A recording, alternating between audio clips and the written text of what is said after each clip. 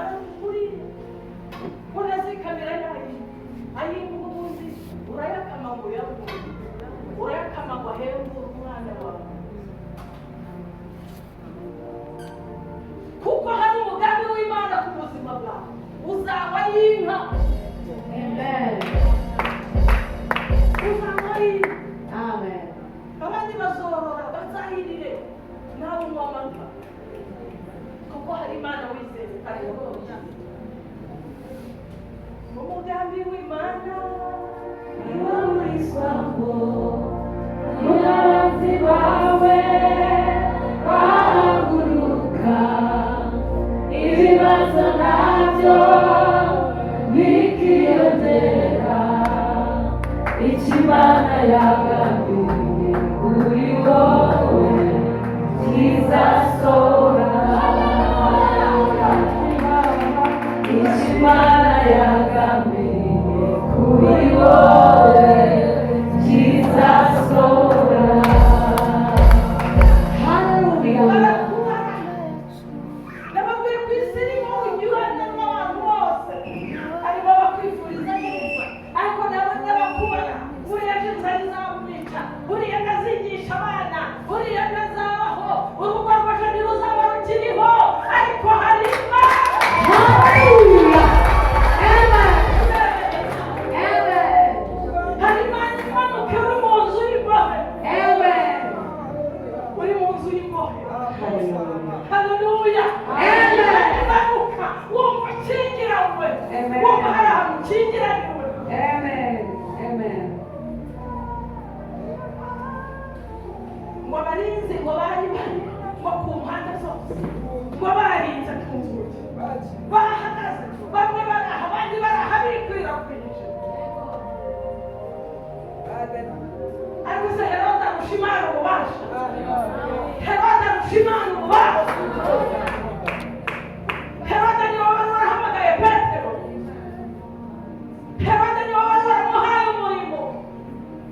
Imana ishimwe ko bararinda abanyanda n'Imana ariko ngo marayika w'Imana waramanuka abarinzi bakirize. Hagira marayika amanuka abarinzi bakirize. Hari igihe marayika amanuka bakivuga bakavuga ariko naho muzagera bakivuga ko ibyo ukora byose nta kizavamo bakagutegesha ntawakuremye akagutegesha ntawaguhaye agakiza akagutegesha. Imana ihimbazwe. Marayika waramanuka ntibamenye uko byagenze ntibazi uko byabaye ngo aramukomangaze haguruka iminyururu yagerezaga ikikingura. Hari ibinyururu biba biboshye abantu hari ibinyururu biba biboshye abantu nababwira ko iyi si iberamo byose harimo abasenga harimo n'abavuzi harimo abacurezi harimo abarangi harimo abahanuzi harimo abantu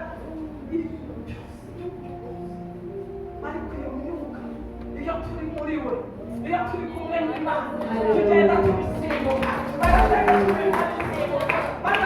bakadutega iminsi tukayirenga.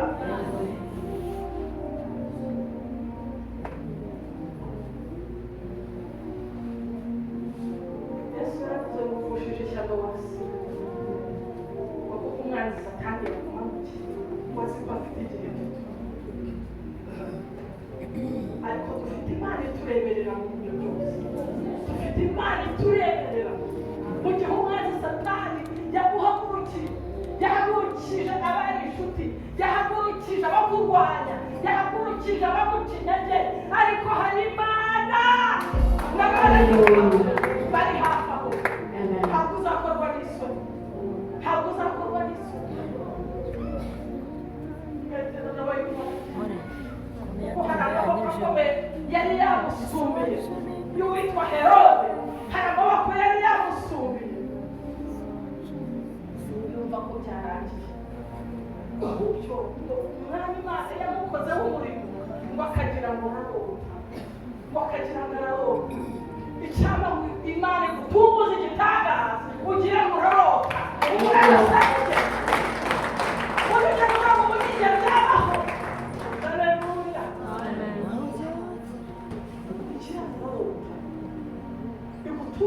umutima wawe usaba kugira wasanije hari mu buzima abantu bamenyereye abantu bakakumenyera mu buzima bw'amagorwa bakakumenyera mu buzima bw'uburwayi bakakumenyera mu buzima bw'ubukene ariko Imana yakuzamura bakabona wasaniwe zamura kwizera gira kwizera wizera Imana ibyayo birakora ibyayo birakora ibyayo ni ihame turi mu bihe bikomeye turi mu bikomeye abantu bazireba cyane si by'Imana bazi ko kuvuga Imana aho ubuteka mutwe ariko Imana izahora ari Imana Imana izahora ari Imana ishimwe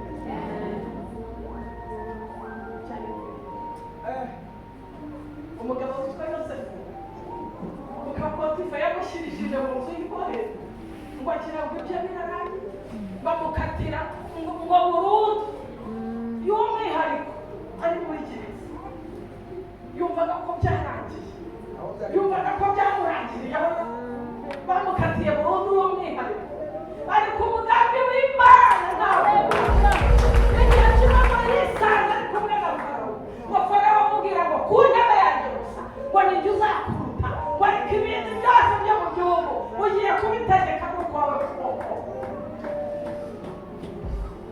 ngo kandi ngo reka ntegure ikirori cyo kurahira kwa Yosefu ahagije ngo batange invitasiyo ngo na Potifa invitasiyo imugeraho invitasiyo imugeraho y'umuhango wo kurahira kwa Yosefu agiye kumubona ngo abona arakenyera yimbaza neza bajya mu kirori batumiwe n'umwana ngo akubise amaso Yosefu baba gusa n'abanyururu bo baje mu kirori ese n'abanyururu barakora iki hano uzi ko Potifa yamubwiye ngo nanze kugutera ubwoba ngo iki kirori ni icya Yosefu niwe wagiteguriwe niwe kurahira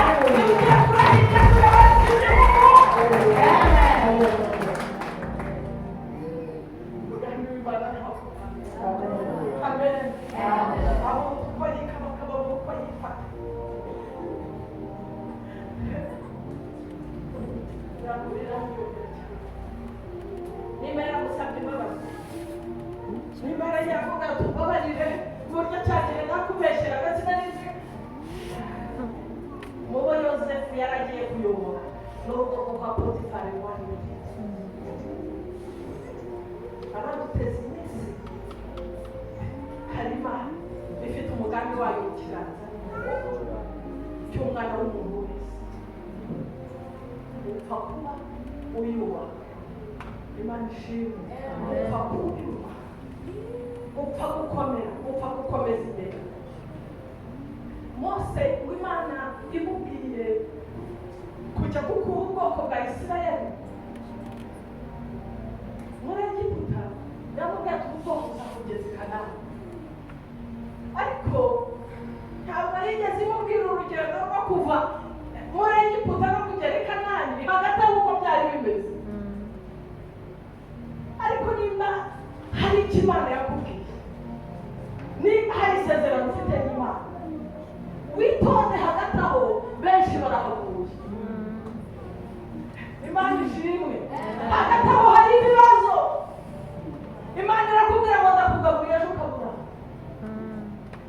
ihanganire hagati aho nimba Imana izaguha ibiryo uzabigeraho birye ujye uhinduranya ifiriti n'isosi uhinduranya n'akawunga n'umuceri uhindura nimba yarakubwiye ngo nzaguha inzu ejo ukabona barakwirukanye ihanganire aho hagati inzu uzayicaramo y'amakaro ujye ukingura amadirishya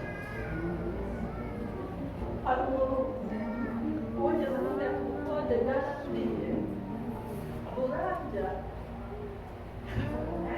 nzagira inzu yanjye arangije akora n'ishakoshi azabura umukama w'imfunguzo zingana gutya imfunguzo zingana gutya z'inzu yanjye bwite y'umuka umuba uwo muntu aba afite inzu akonde, afite inzu z'abapanganye, afite iy'abamo, afite izo yororeramo. Ese Imana yamubwiye ko izagurira ihangane hagati aho ho gukodesha. Ibwiye Mose ngo genda ukure abana, ndi kumwe nawe. Uzi ko Imana yamubwiye ngo ndi kumwe nawe, uzabakurayo kandi uzabajyana, uzabagezayo. Ariko hagati aho bageze aho bifuza abageze n'umurenge, bifuza tungurusu, hagati aho barahaguye, hagati aho barahashiriye, hagati aho baritotombye, bimwe gucurara ariho tuza bitotombera Imana, hagati aho barahashiriye. Na Mose ntabwo yagezeyo, hagati aho hamaze abantu. Hagati y'ayo masezerano gusohora kwayo hakomere. Na Petero bamushyize mu nzu y'imbohe kandi yarasinyiwe misiyo na Yesu, bakabahondagura bakabakubita, ariko arihanga. Pawulo na Sila bashyize mu nzu y'imbohe ngo baraturaganye, bararirimba wicika intege, turagaririmba byica abazimu. Ririmbo ni mu kigeragezo, ririmbo ni umushomeri, ririmbo waburaye, senga Imana. Haleluya.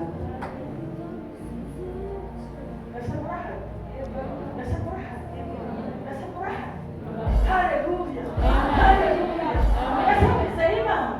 Ese wizeye Imana, ririmba, yihimbaze, genda nk'abo umwami, isezerano ryawe rizasohora. Amen. Haleluya. Ihagarire hagati aho, ihagarire ibibazo biri hagati aho. Igihugu cy'amasezerano uzakigeraho. Amen. Ihanganire imvura iriyo, ihanganire izuba rihari, igihugu cy'amasezerano uzagikandagiriramo. Amen.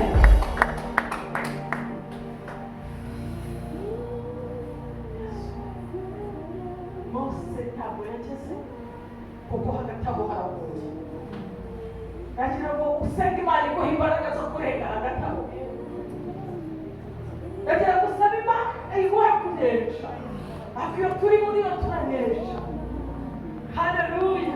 Iyo turi muri yo, Imana yohereje marayika agasohora Petero mu nzu y'imbohe, inzugi zitigeze zikingurwa. Iyo Mana izabura kuwutambutsa uwo musozi uri imbere yawe. Uwo musozi uraniye. Imana ishimwe. Ikibazo hari umuntu umwe wavuze ngo gukizwa nabi biterwa ngo gukizwa nabi urabantu hari imbaraga irwanya abera, hari imbaraga irwanya